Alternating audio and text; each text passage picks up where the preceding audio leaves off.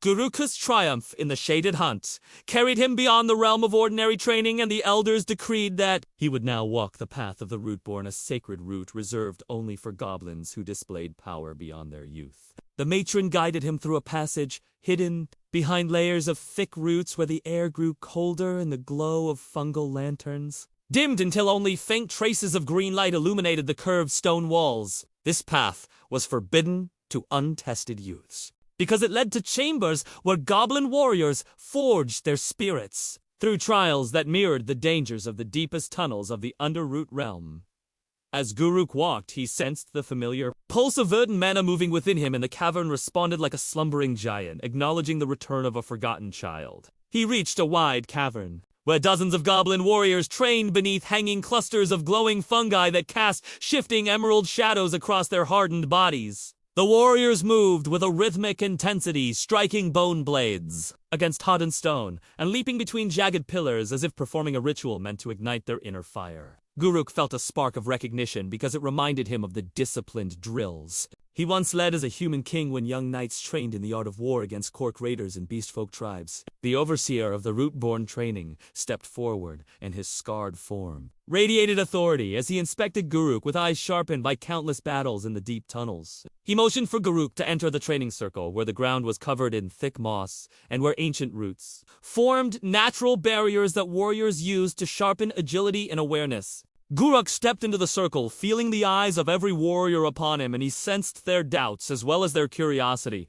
because they wondered whether such a young goblin could withstand the trials that shaped warriors. The overseer gestured for a veteran trainee to challenge Guruk, and a tall goblin named Kran stepped forward, gripping two bone daggers shaped from the fangs of a cave lion beast. Kran moved with speed and precision as he circled Guruk like a predatory shadow, waiting for the slightest hint of weakness to strike. When Kran lunged forward, Guruk felt the vibrations in the moss before the attack even reached him, and he stepped aside with a fluid movement guided by his connection to the cavern. Kran's strike sliced through empty air, and Guruk tapped his opponent's wrist with the back end of his dagger, forcing Kran to step back with a surprised hiss. The warriors watching murmured quietly, as they recognized that Guruk's reflexes were not merely the instincts of a goblin child, but something far more ancient and deliberate. Kran attacked again with a powerful sweeping strike meant to overwhelm Guruk. However, Guruk bent his knees and rolled beneath the blade rising behind Kran in one swift motion. He placed his dagger gently against Kran's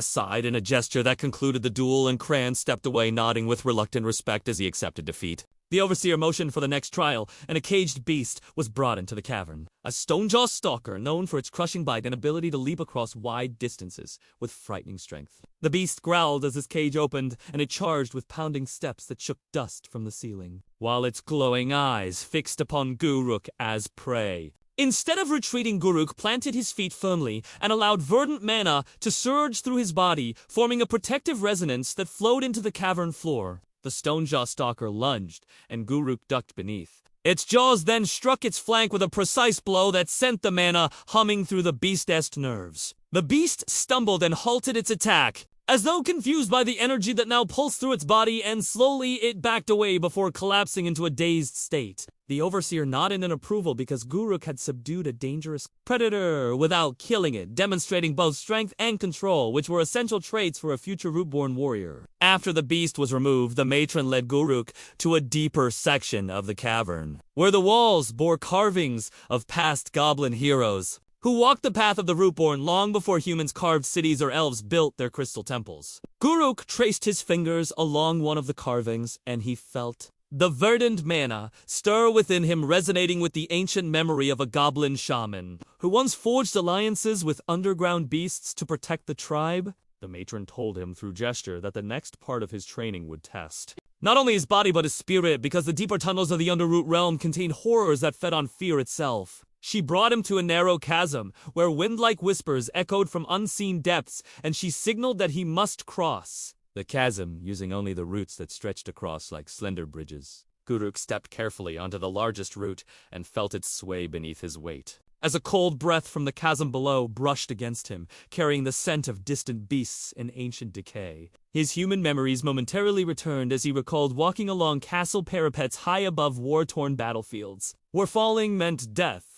and this memory steadied his steps. He crossed the root bridge with slow, measured movements, and the verdant mana pulsed gently to keep his balance steady, even when the wind-like whispers attempted to disrupt his focus. Once across, he faced the deepest section of the trial, a cavern filled with phantom echoes created by an ancient fungal species known as the Echo Shroom, which fed on fear and created illusions of past trauma. Guruk stepped into the cavern, and immediately, the air thickened with visions of his human past, showing knights dying under dragonfire and citizens fleeing before collapsing walls of his fallen kingdom. He felt the weight of guilt and failure. Yet the verdant mana rose inside him like a steady flame, pushing back against the illusions and anchoring him to the present. The illusions shifted and turned into monstrous forms that lunged at him yet each time. He moved with calm clarity, striking their forms with his dagger until they scattered like shadows torn apart by light. Eventually, the illusions faded completely, and the cavern fell silent, leaving him standing alone beneath the faint glow of the Echo Shrooms, which now brightened in recognition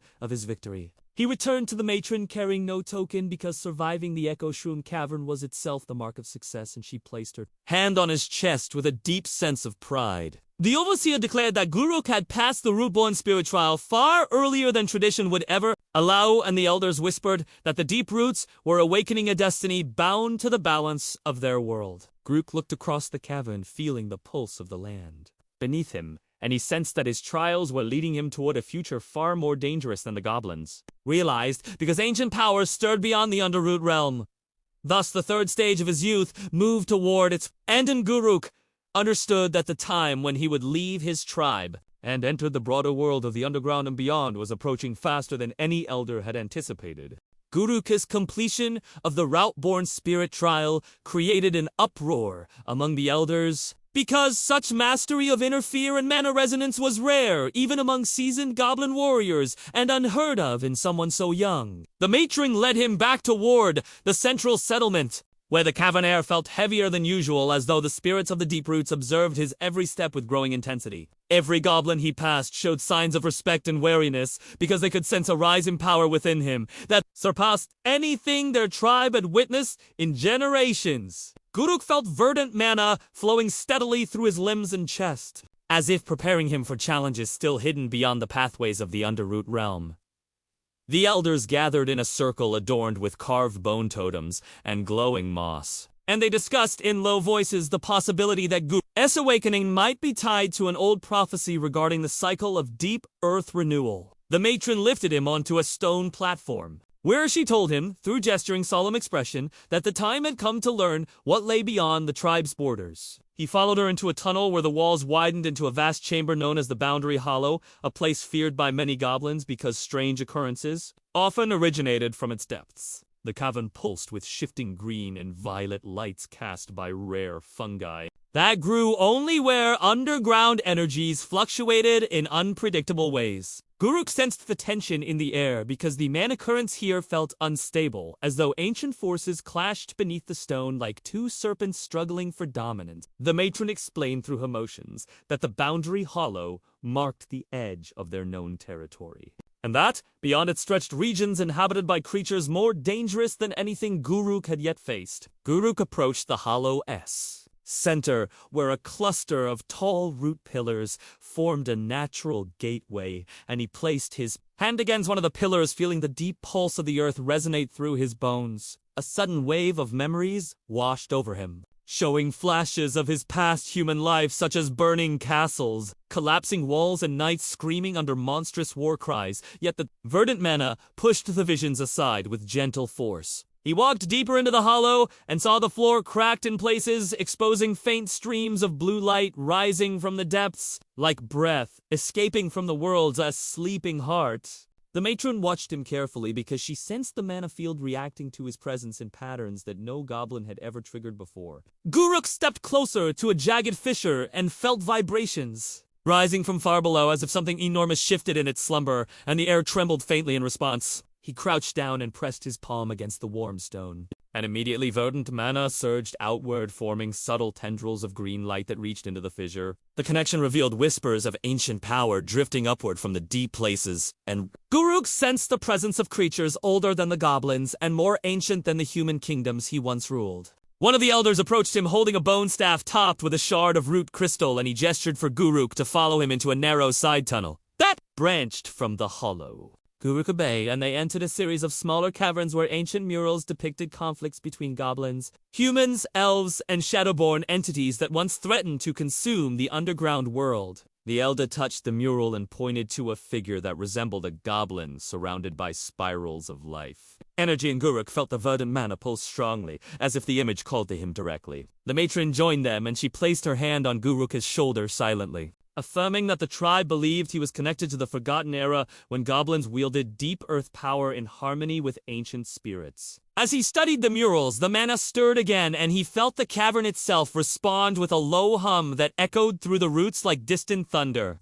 A sudden tremor shook the ground, and dust rained from the ceiling as shadows lengthened across the stone walls, and a deep, guttural roar echoed from the entrance of the Boundary Hollow. The goblins froze as a massive creature entered the chamber, its form illuminated by the faint glow of fungi, revealing thick-plated armor along its spine and a maw lined with stone-crushing fangs. This beast, known as a cavern mauler, was rarely seen near goblin territory because it hunted far below the surface, where even the bravest warriors dared not tread. The mauler roared again, shaking the roots above its head. And Guruk felt the verdant mana surge inside him like a storm rising from the deepest part of the earth. Instead of fleeing, he stepped forward, and the Mauler's attention snapped toward him as its glowing eyes narrowed in recognition of the mana he carried. The beast charged with thunderous speed, and the cavern trembled as its massive claws tore through stone, sending shards flying in every direction. Guruk planted his feet firmly and thrust his hand outward, releasing a pulse of verdant mana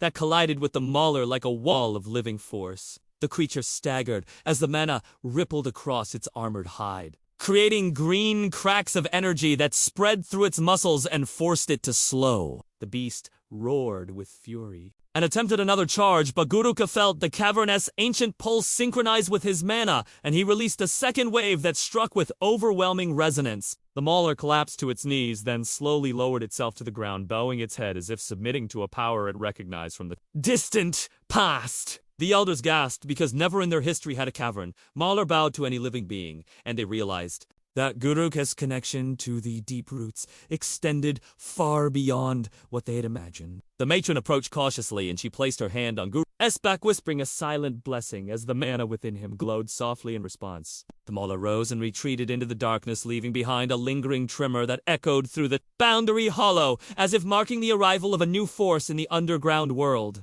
Guruk looked across the chamber, sensing that the deep places had acknowledged him, and he understood that his destiny now stretched far beyond the goblin tribe and into the heart of the Underroot realm. The elders exchanged tense glances because they knew his awakening would attract attention from ancient beings slumbering in the depths and from other races who sensed shifts in the world. Mana. Guruk turned toward the matron, and though he could not speak words, he conveyed his readiness through the calm certainty in his eyes, and she nodded, knowing he was prepared for what came next. Thus the Boundary Hollow revealed its first secret, and Shadowleaf stepped onto a path where ancient powers watched from below, waiting for the moment when the Child of Two Worlds would face them, not as a youth, but as a rising force destined to change the fate of many races.